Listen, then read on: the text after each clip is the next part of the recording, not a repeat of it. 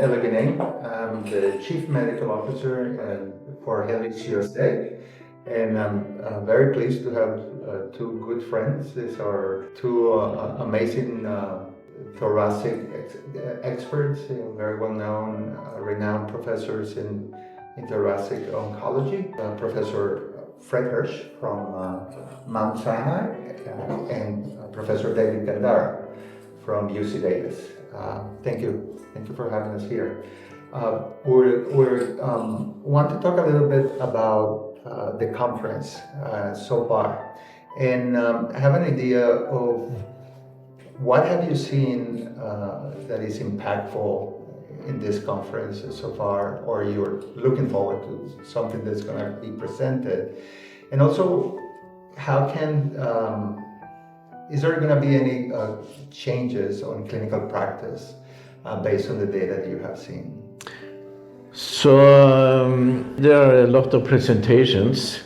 We have just finished the first presidential symposium, and at the presidential symposium there are studies which is close to clinical practice. But beyond the presidential symposium, there are many other symposia, and they have a lot of new drugs in early development.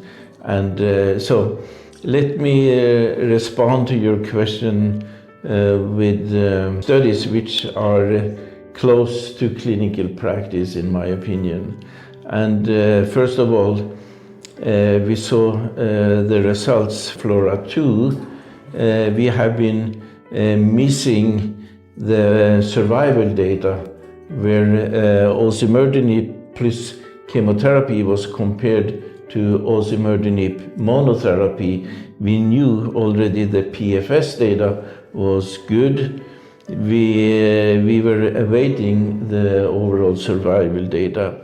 And today we were presented for the overall survival data, which was clearly superior to osimertinib monotherapy. Of course, the combination comes also with toxicity, and the toxicity needs to be taken into account when you are sitting with the patient in front of you. Still, in my opinion, we are still struggling with the most optimal sequence of EGFR therapy. We have a lot of options today, but it seems to be a very busy.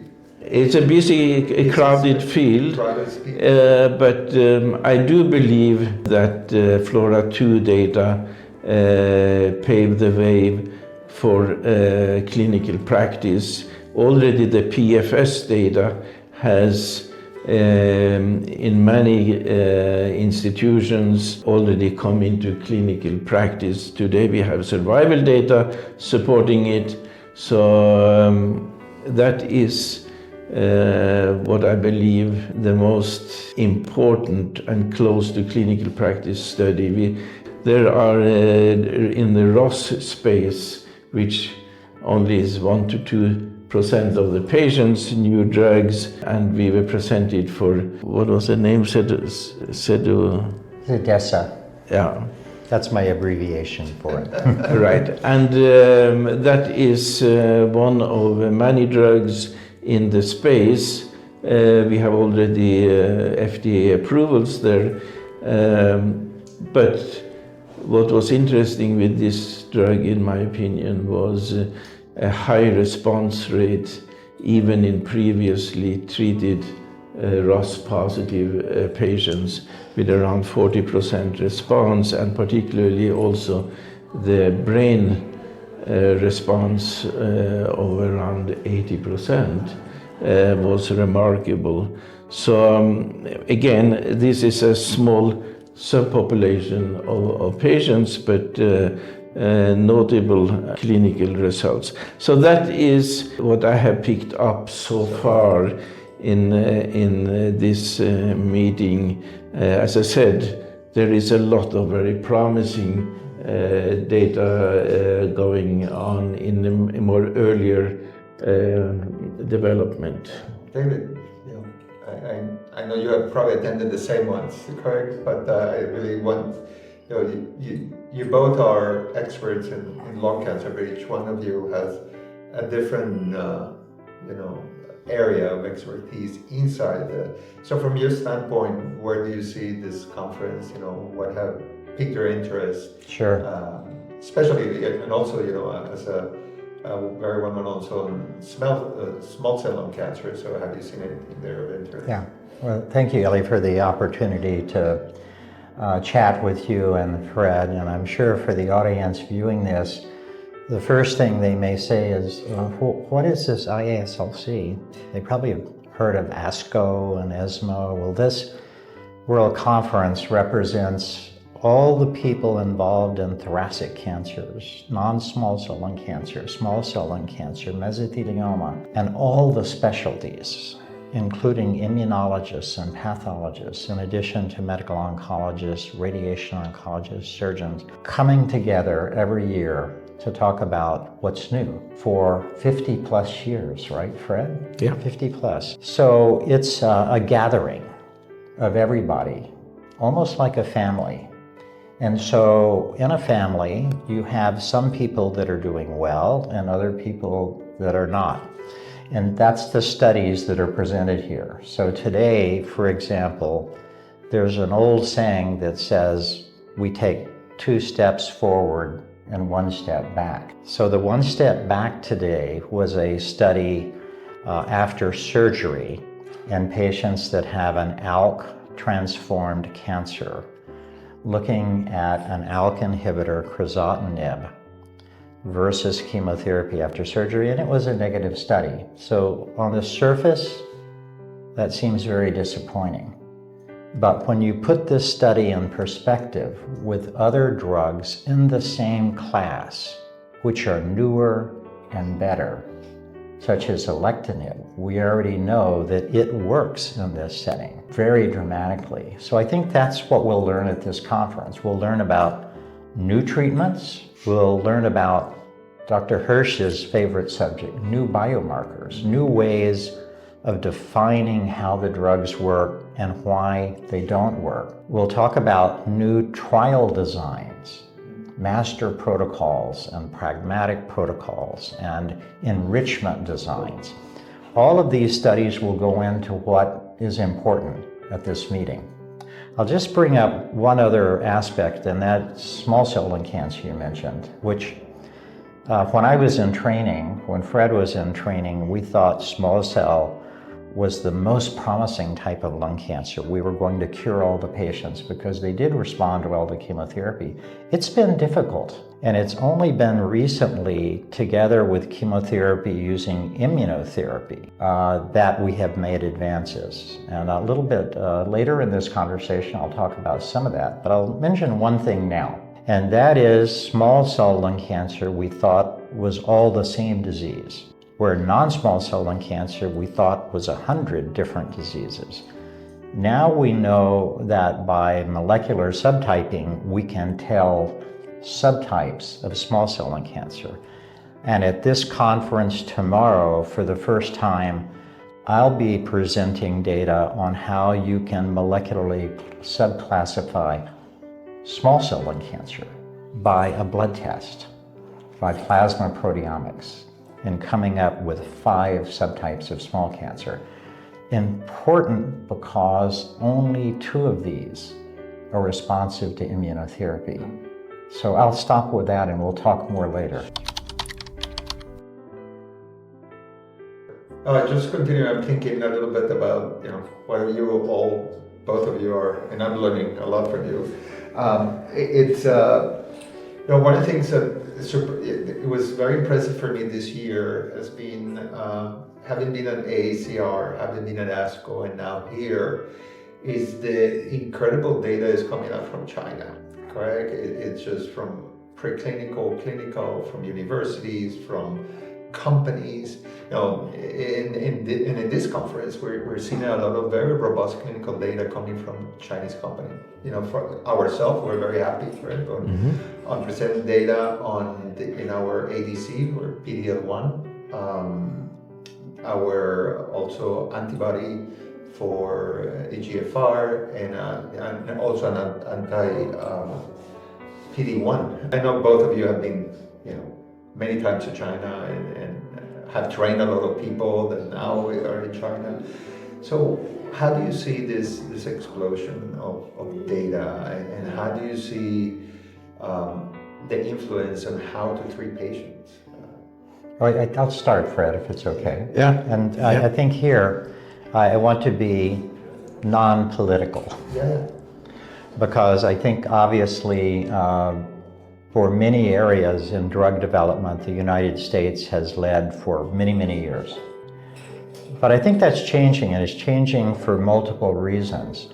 But the biggest new source of drugs that treat cancer is now from China.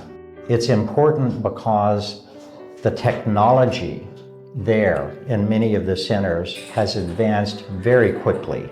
They have the most modern equipment, brilliant scientists, and most important, they have lots of patients in China. So if we do a study in the United States, the one I mentioned earlier in ALK disease, took 8 years. That same study could be done in China in 2 years.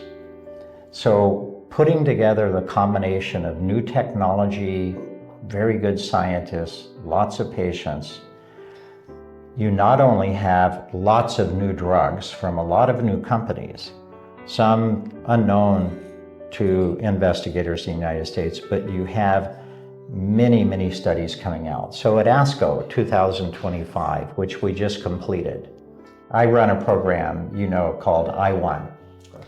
So at I1, I dubbed ASCO 2025 as the Year of China, because there were so many new presentations. Now, this conference, World Conference, we're just starting right now, but there are many, many presentations, many advances that are coming from China. So I agree with you, it's a new day, a new awakening.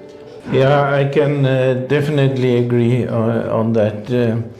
It is very impressive to see the drug development in China these days and the biotechnology development. I think the challenges we have is more or less beyond our control. The challenges we have is the regulatory part of it. The regulatory system in US will want to see Western population validation of the Chinese studies.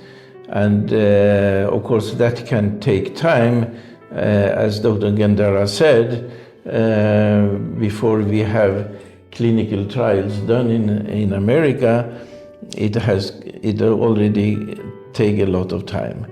So I think the discussion we need to have and needs to include FDA, EMA, is how the regulatory system react on this. You used the word ocean of new drugs and new trials, because they are impressive. And from a patient point of view, there is a desperate need still for new drug development. Even if we have done significant progress in lung cancer, it is still desperate need out among the patients to get as early as possible access to new drugs, new treatments, new technology for, which is close to my heart, selection of the right treatment to the right patients. And so we need to have the regulatory system to follow up on this development. And we have planned meetings where we hopefully will have all parties around the table to frankly discuss where are we in the regulatory scenario and where are we going to meet this amazing development in my opinion.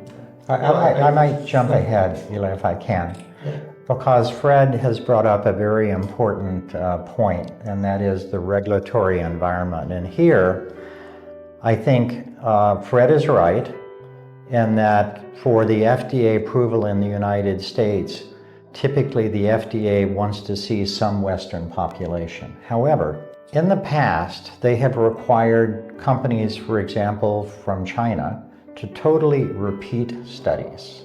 At least in the study that I'm involved with, the ASTRIDE trial, the FDA has been very reasonable. They have said, you've already done a fantastic study, ASTROM, in China.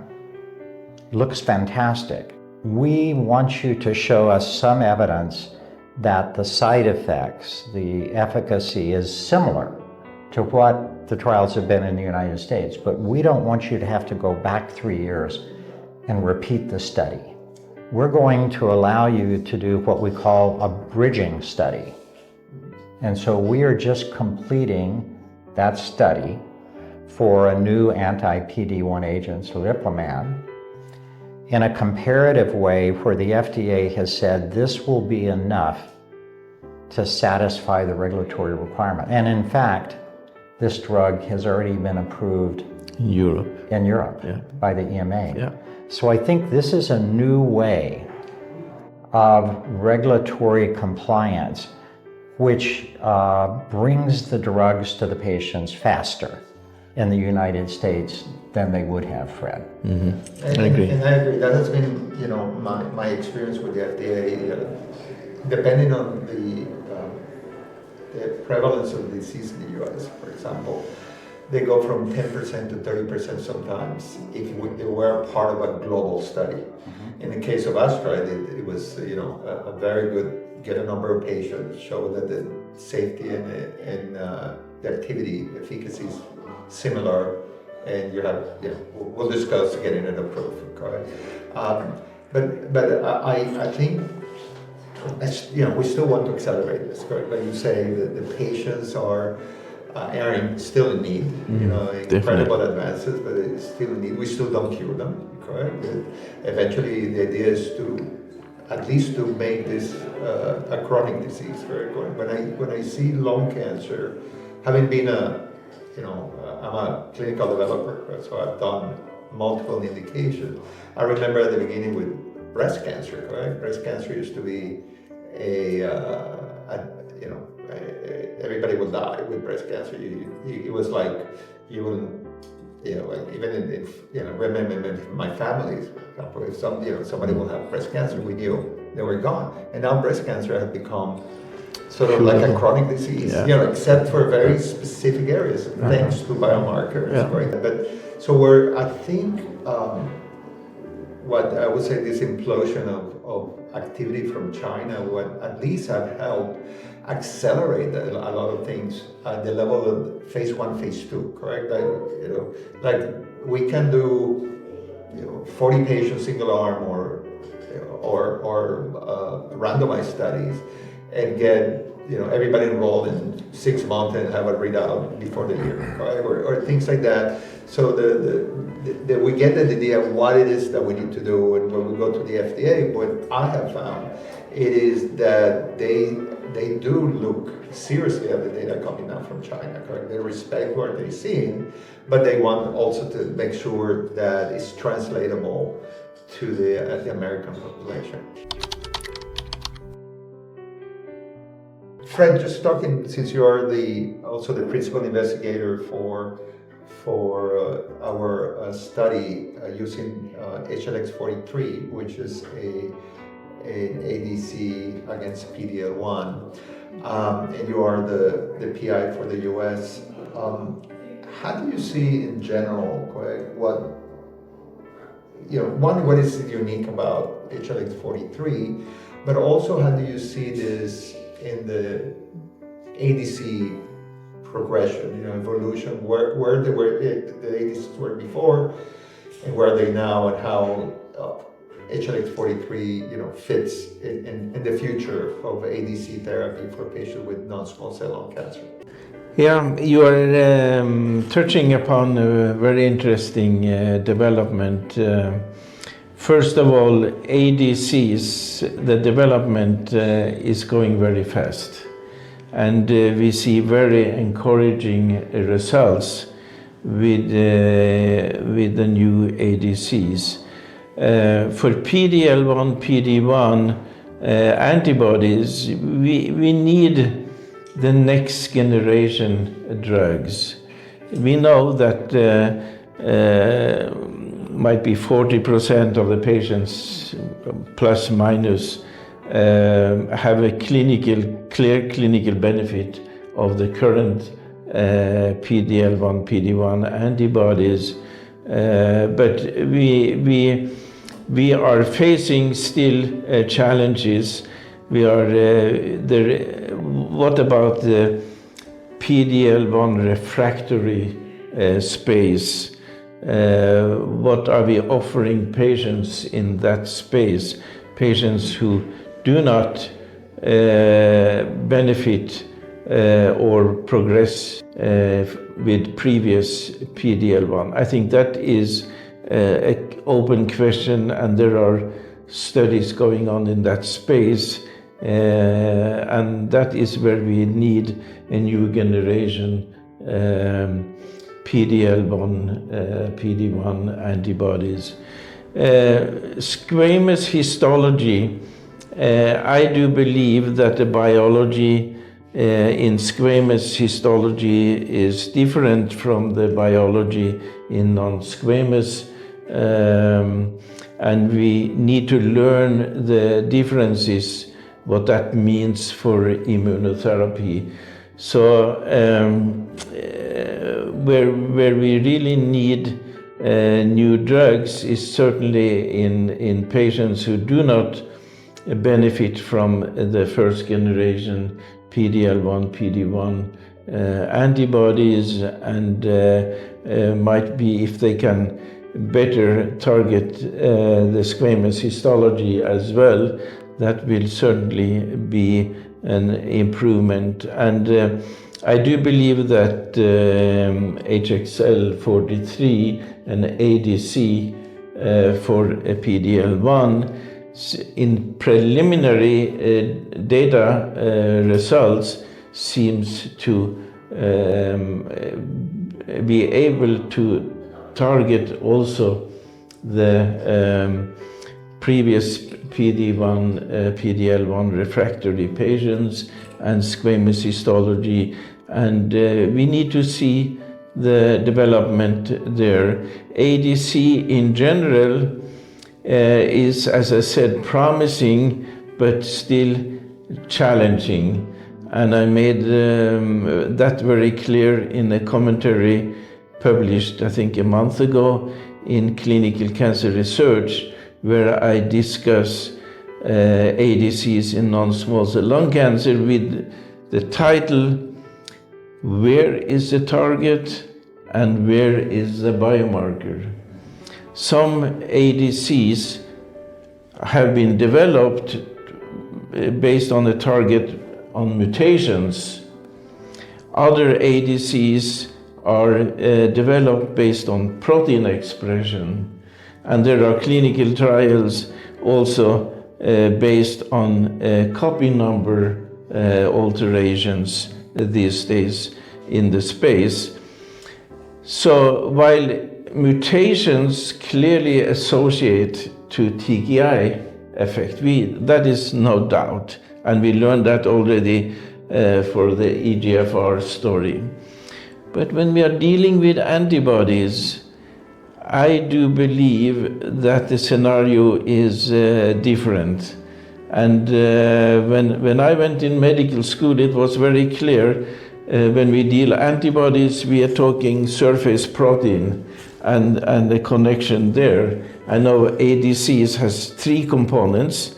It is about the affection to the surface protein. It is about the linker and the internalization of the drug, and it is about the payload. And all these three components can be improved. And I do believe that HXL43 is an improvement in all those components. So I'm a strong believer that this drug can be a good continuation of what we already have seen in the immunotherapy space. I'll just add that for your audience also, Fred has mentioned that the ADCs are complex. You have a target, you have a linker, and then you have a chemotherapy payload. The one thing I'll add to what Fred said, because I agree with him, is that ADCs, I think 2 years ago, as a drug class, were felt to be more promising than they are today. The reason for that is that there came a number of new ADCs that were called agnostic. That meant the target didn't matter. And it turns out several of those have failed. CEACAM5, HER3, some of the trope targeted drugs. So I think that what that tells us is the target does matter. It is not agnostic. And that's why PD-L1 is a good target for an ADC. We know from now 100 studies that PD-L1 is incredibly important. So I think this goes back to the original design of an ADC, which is hitting the target that is cancer specific. So I'm looking forward to the studies. Yeah, I agree. Yeah, it's for me, it's the engineering. When I first look at it, with a very high DAR, right? Very high potency, but it's so quick how it gets internalized, and then so little systemic toxicity, and then this nuclear bomb of camptothecin. I'm old enough, guys, okay, to remember how toxic camptothecin was, and having so when I first heard camptothecin, Christ, this is very toxic. But you saw the results presented that we haven't seen that toxicity. So I think where you both are bringing up that this new design is very well targeted to a very specific known antigen, then has a promise of probably changing the way that we see the ADCs. So hopefully we move to the promising. Yeah, again, not the past promising, but a new promising. And we are not the only ones, correct, that have new designs of ADCs. Yeah, you mentioned toxicity, and I'm glad you bring that up, because toxicity is an important limitation and important for the patients.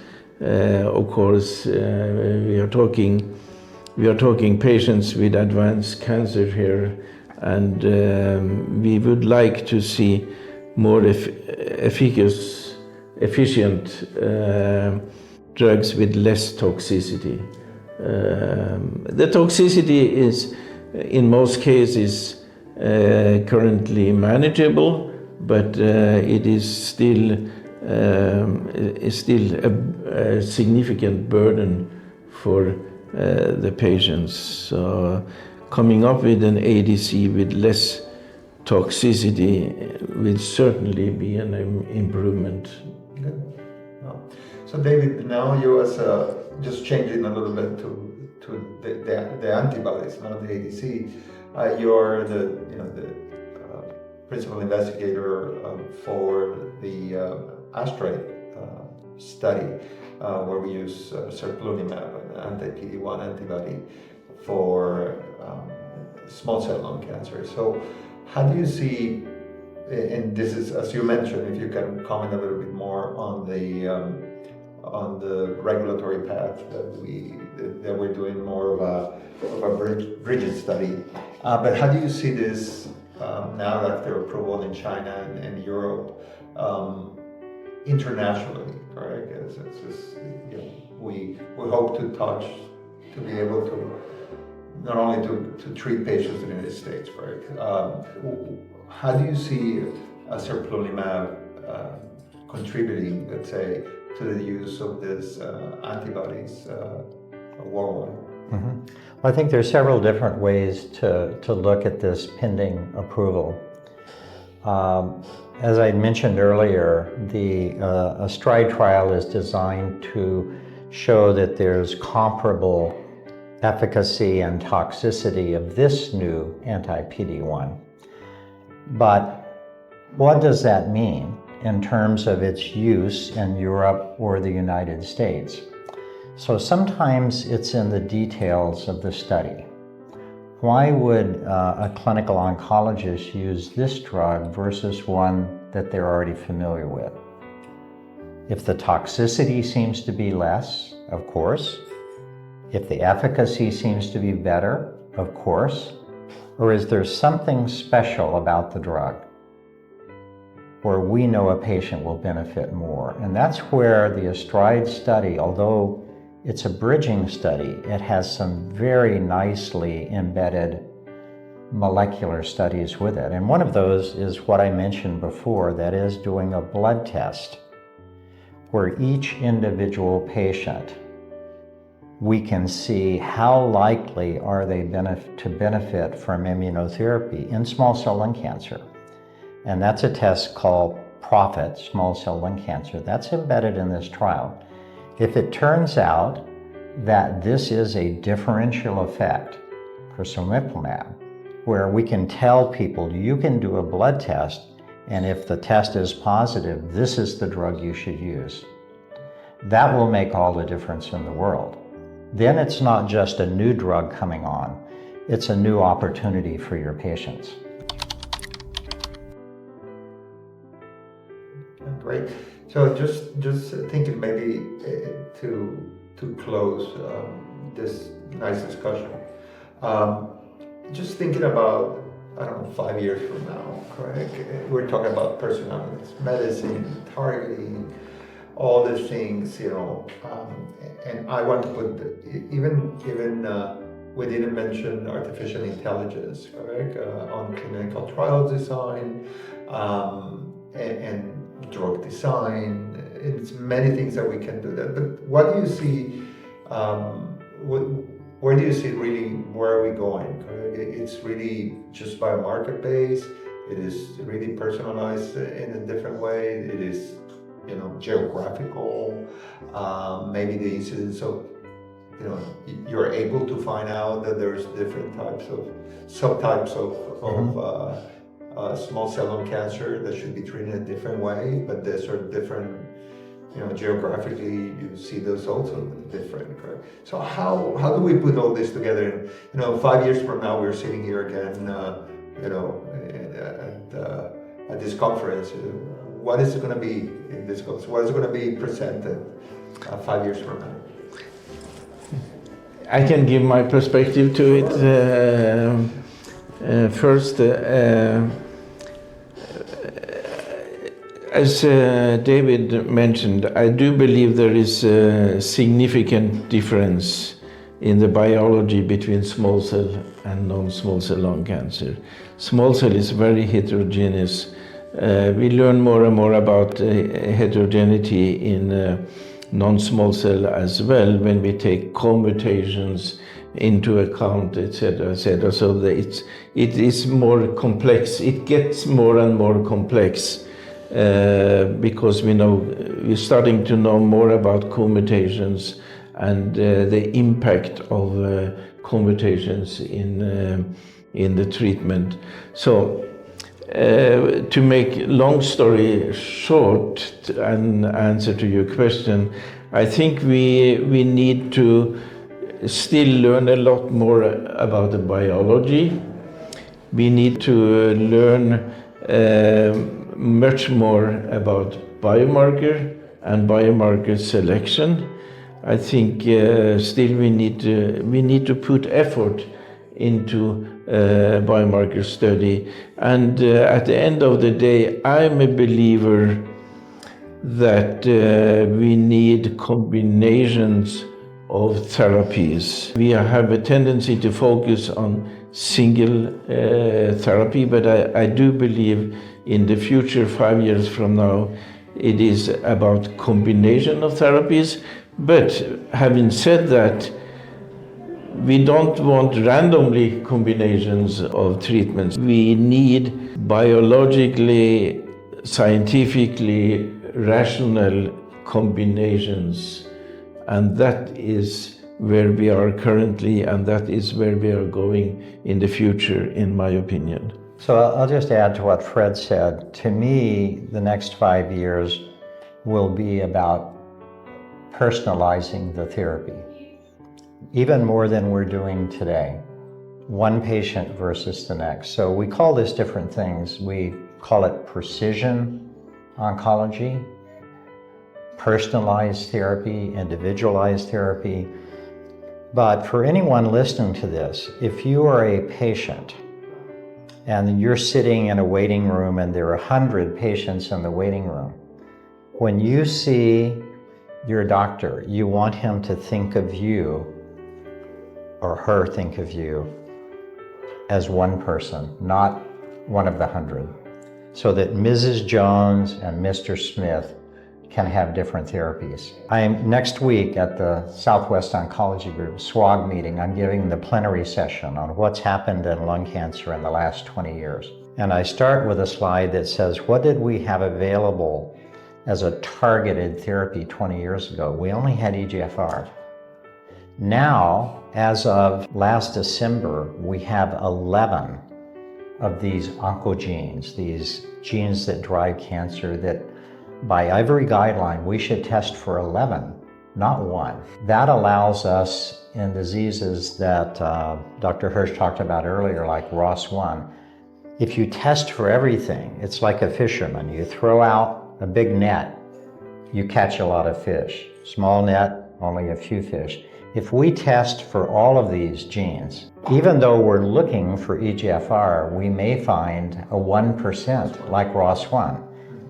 This has happened to me just last week with a patient, where I was looking for one thing and I found something that meant he was going to be treated totally different than we would have. So that's, to me, the future, is personalizing for every patient. So just a thought, for what you both mentioned, because I think the way we train, right, it's really very biological based. Right? We like evidence, and for example, the comment of being able to combine drugs, and for me then safety pops up, right? Mm-hmm. When you think about combination therapy, one of the limitations many times, Chris, is that the toxicity is too much, and but one of the things that that is common in the field more and more, and I'm talking about clinical development, is the use of machine learning, AI, to predict toxicity based on the structure of the drugs. And I think we have a lot of data out there on how many millions of patients have been treated with lung cancer and different drugs, that I think there is enough data for use this new type of tools to really look into which potential combinations can be done even before we try this in humans. So my view, supporting everything that you're saying, is that a machine learning is going to be have a big impact around cancer treatment on the drugs that we have, looking at real world evidence data, and on the design of new drugs based on known patterns of toxicity and efficacy. So we probably can predict some of these things. This is, That makes a lot of sense, Eli, and I'm glad you're bringing this up, because prediction of toxicity and biomarkers for toxicity has been a field where we are lacking a lot of data. But I do believe you are right. We have so much data these days, and we have so much opportunities for data collection. So there should be possibilities for using machine learning, artificial intelligence to predict toxicity. And of course, toxicity can be significant. We talked about toxicity and ADCs, and of course, if you're talking combination of drugs, whether it is one type of drug and another type of drug, they both come with toxicity. So it is an issue, and we need to learn how to make the right combinations and predictions eventually for prevention of toxicity. So David, look at all that, because I know not only Helios but many other companies, and one of the things that Helios is moving forward, using AI for almost all the activities that we're doing. But how do you see then machine learning, AI helping clinical development of drugs, and especially what you have seen coming out from China? Yeah, so I think AI is a controversial term now, because some people think it's going to be our savior. Other people think that it will be the reverse. And I think it depends on how it's used. But in oncology, you could see an AI machine learning program looking at 1,000 potential new ways of targeting, let's say, a protein, Fred, or even a mutation, and helping you figure out what are the 10 out of that 1,000 most promising that you could move forward with. So I'll just give you a practical example. The presentation that I will give here at this World Conference about the subtypes of small cell lung cancer was derived entirely from machine learning, where we looked at 7,000 proteins circulating in blood and looked at their biologic function and how that correlates with small cell lung cancer, and put together the molecular classification. And then when you look at patient data, you see that it differs in terms of survival. And you see that only a couple of these subsets actually benefit from immunotherapy. So to me, again, that's the future, using AI in a guided way, not a random way, to help us move faster and move better and bring these treatments to our patients faster. Well, thank you very much to the panelists, and thank you for your attention. Thank you for the invitation. Okay, that's a wrap.